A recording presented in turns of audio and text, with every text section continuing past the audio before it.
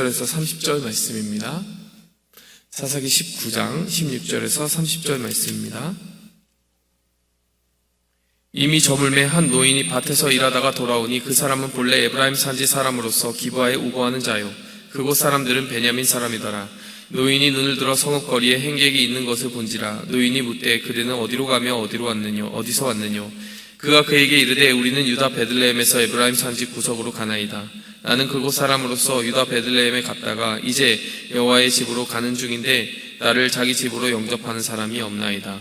우리에게는 나귀들에게 먹일 집과 보리가 있고 나와 당신의 여종과 당신의 종 우리들과 함께한 소년의 먹을 양식과 포도주가 있어 무엇이든지 부족함이 없나이다.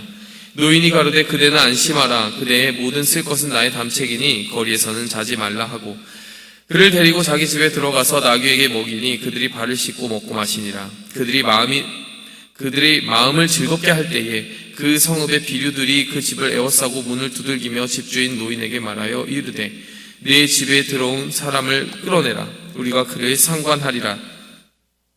집주인 그 사람이 그들에게로 나와서 이르되 아니라 내 형제들아 청하노니 악을 행치 말라. 이 사람이 내 집에 들었으니 이런 망령된 일을 행치 말라.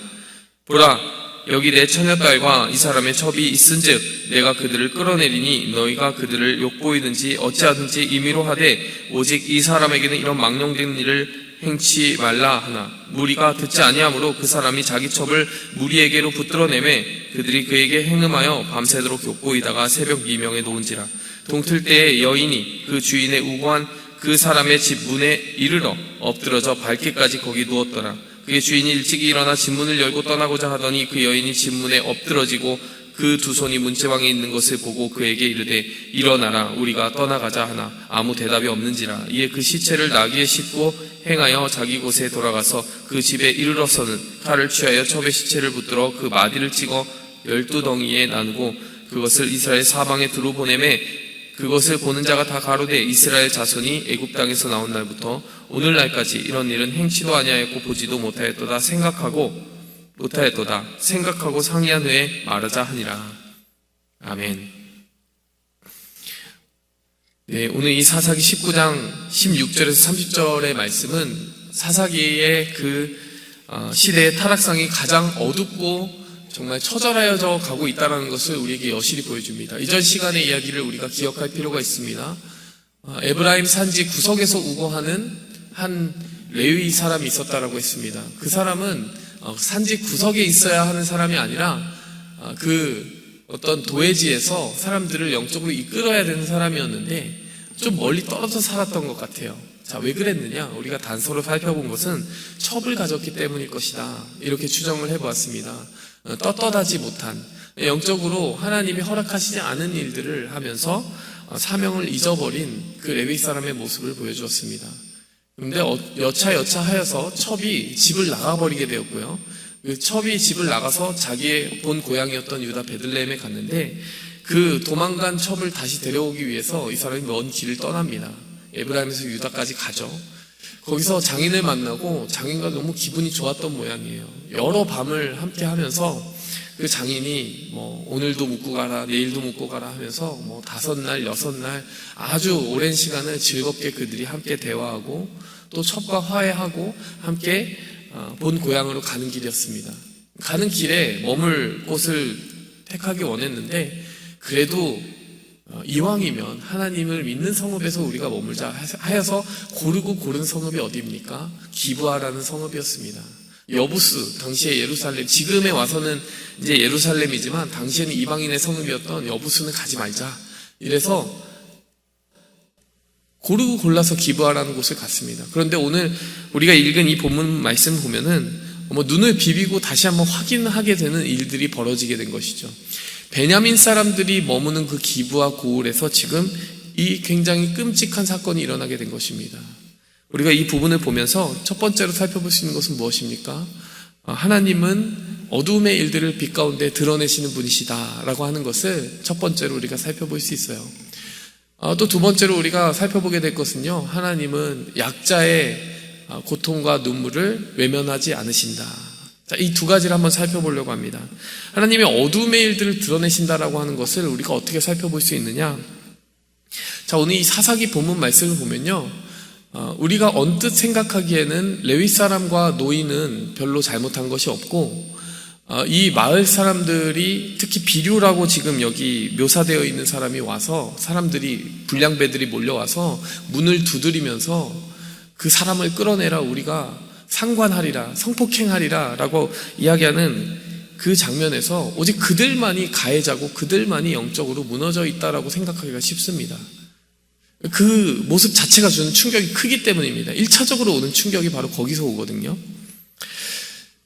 그런데 이 본문 말씀을 2차적으로 3차적으로 더 묵상하다 보면요, 사실 그렇지 않다는 것을 오늘 볼 수 있습니다.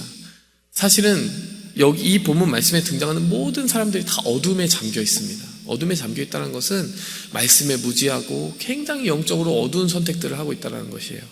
자, 어떤 부분들을 그렇게 볼 수 있게 되느냐? 자, 일단 노인의 모습을 한번 보도록 하겠습니다. 노인의 모습을 보면요, 굉장히 친절한 사람이죠. 이제 자기는 에브라임이 본향인 사람으로서 지금 타향에 와서 이렇게 기브아에서 머물고 있는데, 마침 그 에브라임 출신 레위인을 만나게 되니까 너무 반가웠던 모양이에요. 그래서 집으로 드립니다. 집으로 드리고 발 씻을 물도 주고 이렇게 합니다. 그러니까 얼마나 친절한 사람입니까? 그리고 그들의 대화가 얼마나 좋았는지 22절에 보면요, 그들이 마음을 즐겁게 할 때라고 나옵니다. 그들이 먹고 마시고 발도 씻고 이러면서 서로 정말 아껴주고요, 이 노인은 잘못한 게 하나도 없는 것 같아 보여요. 그래서 정말 이 장면까지는 너무나 평화롭습니다. 자, 그런데 위기의 포인트가 등장합니다. 어디서 등장합니까? 사람들이 집을 에워싸고 두들기면서 끌어내라고 하는 거예요. 누구를 끌어내라고 하냐면요, 여기서 우리가 그를 상관하니라. 자, 이 본문 말씀을 보면 또 충격을 받게 되는 것은 여인을 끌어내라는 말이 아니에요. 그 레위 사람 남자를 끌어내서 성폭행하겠다라는 것입니다. 이것은 동성애를 암시하고 있는 것이죠. 그야말로 소돔과 고모라에서 일어났던 일들이 일어나고 있는 것입니다. 자, 그런데 이 노인의 모습이 어떻냐면, 자, 지금 이제 24절에 보니까요, 그렇게 하지 말라는 거예요. 23절에 그렇게 하지 마라. 어떻게 이런 악을 행할 수 있느냐. 여기까지는 말이 정상적인 것 같은데 24절에 보니까, 보라, 여기 내 처녀딸과 이 사람의 첩이 있은즉 너희가 그들을 욕보이든지 어찌하든지 임의로 해라. 이렇게 이야기하는 거예요. 그러니까 이 노인이 내놓은 아이디어라고 하는 것이요, 고작 이 정도였다라는 거예요. 자기에게 있는 처녀딸과 또 이 사람에게 있는 이 레위인의 첩을 대신 내놓을 테니까 그들을 욕보이고 이 사람만큼은 지켜줘라. 그 나름대로는 선의에서 하는 말이겠죠. 이 나그네를 보호하고 지켜주는 것이 하나님의 그런 보시기에 아름다운 일이기 때문에 나그네를 영접하는 자기만의 어떤 태도로서 이 악한 자들에게 이 레위인을 줄 수가 없다, 이렇게 생각한 모양이에요. 그것이 하나님께 복을 받는 일이라고 생각했는지 모르겠습니다. 그러나 이 불쌍한 레위인의 첩과 또 자기의 그 딸은 무슨 죄가 있습니까? 근데 이 노인이 앞에서 보면은 굉장히 많은 친절을 보이지만 이 위기의 때에 탁 다가오게 되니까요, 이 사람의 영적인 상태가 지금 좋지 않다라는 것을 우리는 알게 되는 것이죠. 결국에는 어떤 일이 벌어집니까? 이 레위인의 첩이 희생당하게 되는 그런 일로 이어지게 됩니다. 그런가 하면 여러분, 레위인은 이 본문에서 피해자만 되느냐? 그렇지도 않아요. 또 레위인도 그렇지 않다는 것입니다. 레위인 같은 경우에는 오늘 25절 말씀을 보니까요, 결국에는 그 사람이 자기 첩을 무리에게로 붙들어내매라고 나와 있습니다. 붙들어냈다는 것은 무엇입니까? 강제적으로 푸시했다라는 것이에요. 밀어냈다라는 것입니다. 근데 여기서 나오는 그는 노인이 아니라 레위인입니다. 그러니까 자기가 정말 애써서 사랑하는 첩을 다시 간청하고 애원해서 정말 화해하고 데려왔는데, 사랑했다라고 하는 그 사람을 문 밖으로 밀어내고 자기가 살겠다고 그 첩을 밀어냈다라는 것이에요. 결론적으로 어떤 일이 벌어졌느냐? 그들이 그에게 행음하였다. 그 불량배들이 그 여인을 밤새도록 욕보이다가 새벽 미명에 놓아주었다라는 것이죠. 자, 그런데 27절 말씀에 일어나는 모습도 보면 레위인이 정상이 아닙니다. 그의 주인이 일찍이 일어나 집문을 열고 떠나고자 하더니, 이상한 장면이죠. 왜냐하면 그의 주인이 이 일이 벌어지고 나서 문을 열고 자신의 여인을 찾으러 갔다든지 주변 사람들의 도움을 청했다든지 하는 장면이 하나도 없고요. 일찍이 일어나, 그 말은 밤새도록 잘 잤다는 얘기예요. 문 닫아놓고.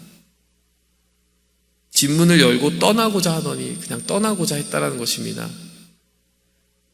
이 레위인 사람은 그 문 앞에 자신의 첩이 욕을 당하고 결국에는 쓰러져 죽어 있다는 것을 모른 채 그냥 끝까지 잘 잔 겁니다. 그리고 찾으러 나선 것이 아니라요, 떠나고자 하더니, 이런 위험한 일이 생겼으니 자신의 첩은 뭐 어디로 갔든지 자신 상관없고 이제 갈 길 가겠다 하고 떠나고자 할 때 그냥 그 여인이 쓰러져 있는 것을 보게 된 것이죠. 레위인이 얼마나 냉정한 사람인지 보이시나요? 28절 말씀 보시면요, 레위인의 냉정함이 또 보이는 장면이 있습니다. 그에게 이르되 일어나라, 우리가 떠나가자. 일어나라. 여러분 같으면은 그 어려운 일을 당하고 정말 어떻게 위험한 지경을 거쳐서 여기까지 왔을지 모르는 여인이 그 앞에 엎드려져 있으면 가장 먼저 나와야 되는 말이 무엇이라고 생각하십니까? 괜찮냐? 무슨 일이 있었냐? 이렇게 엎드려진 그 여인을 일으키면서 얘기를 해야 될 것 같은데, 일어나라라고 하는 말은요, 위에 빳빳이 서서 하는 말입니다. 일어나, 일어나라, 가자, 이런 말입니다. 정말 냉정하죠? 그리고 나귀에 씻습니다. 죽었다는 것을 확인하고. 그리고 29절에 보니까요, 집에 그 시신을 데려가서 토막을 내기 시작하는 거예요. 레위인이었으니까 각을 떼는 것이 얼마나 익숙하겠습니까?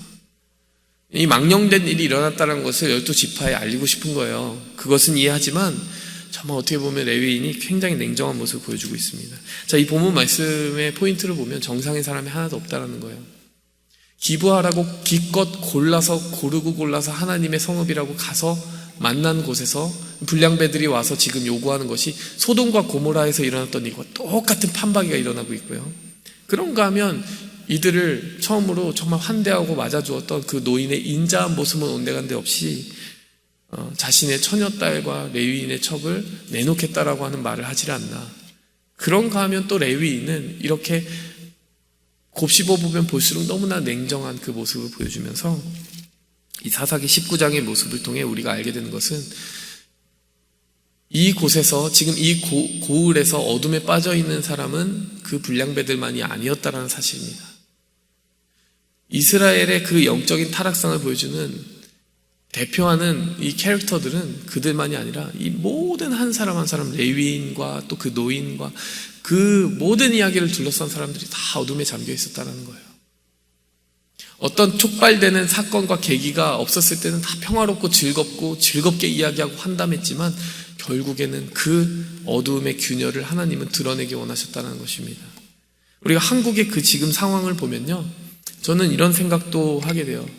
어쩌면 이 코로나 바이러스를 통해서 신천지라고 하는 무서운 집단이 드러나게 된 것이 하나님의 크신 뜻 가운데 하나가 아니었을까.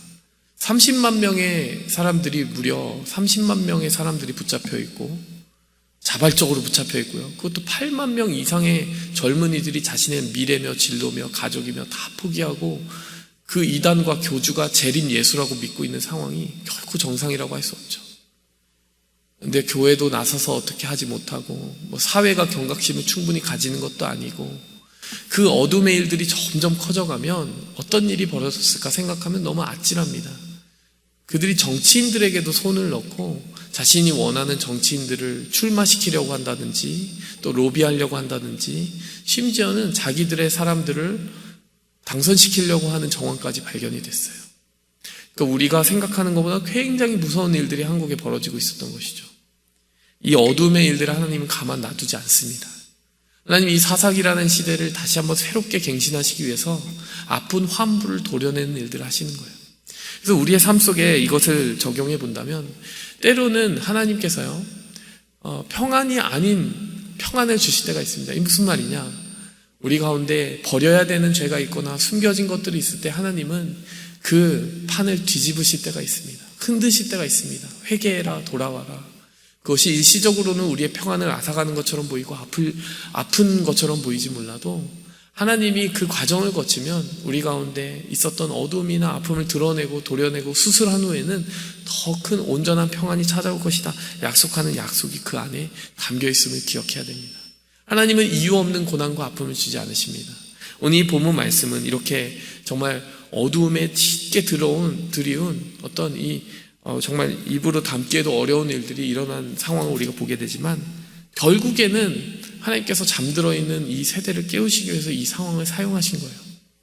나중에 그 20장과 21장을 보면요, 이 이야기가 결국 내전으로 이어지게 됩니다. 이 베냐민 지파를 향한 다른 지파들의 전쟁으로 이어지게 됩니다.